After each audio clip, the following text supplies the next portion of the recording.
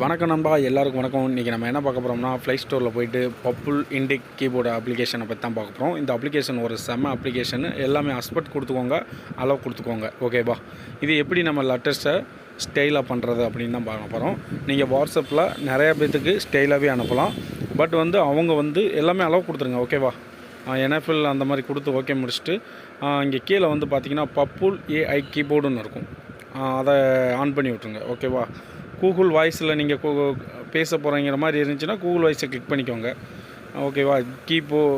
Gboard அப்படின்னா juice keyboard அப்படின்னு பண்ணிக்கோங்க. நான் என்ன பண்ணுறேன்னு பாருங்கள், பார்த்தா தான் உங்களுக்கு புரியும். ஒரு சிலது வெளியில் வராது. இப்போ பார்த்தீங்கன்னா அடுத்த ஸ்டெப்புக்கு தீம்ஸ் இருக்குது. தீம்ஸை நீங்கள் செலக்ட் பண்ணி உங்களோட லெட்டர்ஸ் தீம்ஸ் எல்லாம் மாறும். அந்த தீம்ஸை எப்படி மாற்றுறதுன்னு பார்த்திக்கலாம். என்னென்ன தீம்ஸ் வைக்கனாலும் நீங்கள் வச்சுக்கலாம்.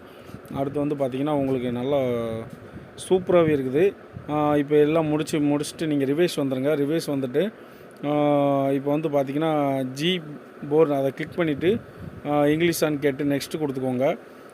கொடுத்துட்டு இப்போ பார்த்திங்கன்னா பார்த்துட்டே இருங்க. ஹாய்னு அமுக்கிட்டு மேலே பார்த்திங்கன்னா ஒரு ஏன்னு சிம்பிள் இருக்கும். அந்த ஏ சிம்பிளை கிளிக் பண்ணிக்கோங்க, ஓகேவா. அந்த ஏ சிம்பிளை கிளிக் பண்ணிங்கன்னா தான் லெட்டர்ஸ் எல்லாம் வரும். நான் அதை உங்களுக்கு எப்படின்னு காட்டிடுறேன்.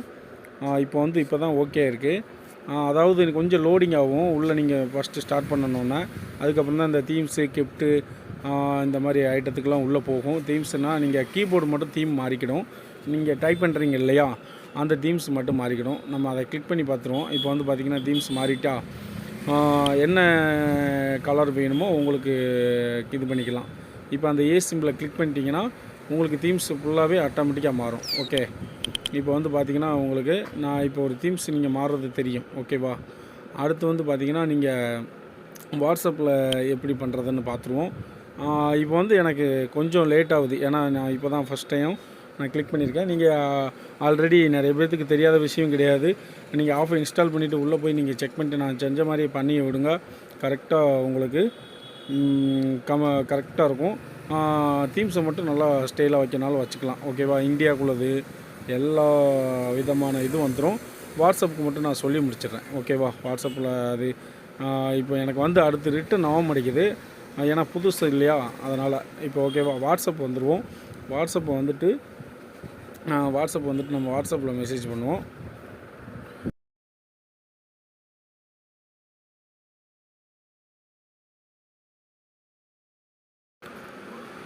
இப்போ நான் ஒரு அப்ளிகேஷன் ஆப்புக்கு வாட்ஸ்அப் நம்பருக்கு மெசேஜ் பண்ணுறேன். அதுக்கு ஹாய்னு போடுறேன். அவங்க ரிப்ளை பண்ணுவாங்க பாருங்கள். அவங்களோட லெட்டர்ஸ் பூராமே பழைய மாதிரி தான் இருக்கும். நீங்கள் பண்ணுறது கொஞ்சம் ஸ்டைலிஷாக போகும். அப்படி அவங்க லெட்டர்ஸ் உங்களுக்கு ஸ்டைலாக வேணும்னா நீங்கள் என்னோடய யூடியூப் சேனலோட இதை ஷேர் பண்ணி விடுங்க. அவங்க கண்டிப்பாக உங்களுக்கு பார்த்துட்டு இந்த ஆஃபர் இல்லைன்னா நீங்கள் வாய் மூலிமா சொல்லுங்கள், டவுன்லோட் பண்ணிக்கோங்க அப்படின்னு. அவங்க போடுற லெட்டர்ஸும் ஸ்டைலாகவே வரும். நிறைய மாடல் இருக்குது. அந்த மேலே ஏ சிம்பிளை மட்டும் கிளிக் பண்ணிட்டீங்கன்னா உங்களுக்கு ஆட்டோமேட்டிக்காக ஸ்டைல் மாறும், ஓகேவா. அந்த மாறுது பார்த்தீங்களா. என்ன மாடல் வைக்கனாலும் வச்சுக்கலாம், ஓகேவா. இப்போ நான் சின்ன தீம்ஸு படிக்கிறதுக்கு ரொம்ப ஈஸியாகவும் இருக்கும். நல்லா ஸ்டைலிஷ் லெட்டர்லாம் இருக்குது. ஓகே ஃப்ரெண்ட்ஸ், பிடிச்சிருந்தால் லைக் பண்ணுங்கள், ஷேர் பண்ணுங்கள். நல்லா இல்லைன்னா சப்ஸ்கிரைப் பண்ணனாலும் பண்ணுங்கள். Okay bye.